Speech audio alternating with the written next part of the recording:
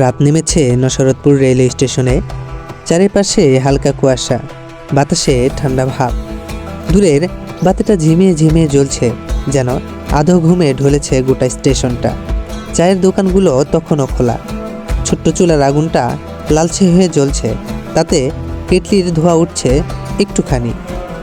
চায়ের দোকানে সকালে বসে চা বিস্কিট খাচ্ছে। আমি দোকানদারকে বললাম 3টা চা দিন, কারণ আমি একা যাইনি, সাথে আমার বন্ধুরাও ছিল। চায়ের অর্ডার দেবার একটুখানি পরপরই চা বানাতে শুরু করলেন। চা তৈরি হচ্ছে, আর এদিকে ট্রেন আসার সময়ও হয়ে গেছে। অনেক দূরে ট্রেনের হুইসেল শোনা যাচ্ছে। প্রথমে হালকা, তারপরে ধীরে ধীরে জোরালো হতে শুরু করলো। একটু পরেই চাগুলো আমাদেরকে দিলেন। আমিও সবার হাতে হাতে চাগুলো তুলে দিলাম,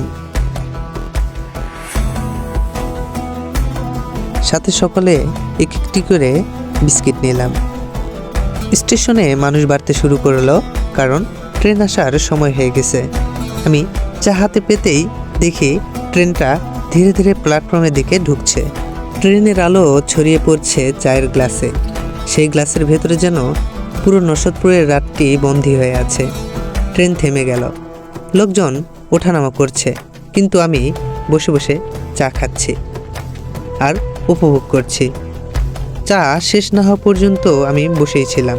ট্রেন আসলো, মানুষ ওঠানামাও করলো, বসে বসে চাও খেলাম। এবার বাসায় ফেরার পালা। তবে একটি জিনিস ভেবে দেখলাম, প্রতিদিন ছোট ছোট মুহূর্ত কতটা শান্তি দেয়, শুধু অনুভব করতে জানতে হয়। তবে যাই হোক, আজকের এই পুরো ভিডিওটি জুড়ে আপনাদের সাথে ছিলাম আমি মোহাম্মদ আলমগীর রতন। আজকের এই ছোট্ট গল্পটি আপনার কাছে কেমন লেগেছে অবশ্যই কমেন্ট বক্সে জানাবেন। ধন্যবাদ সকলকে।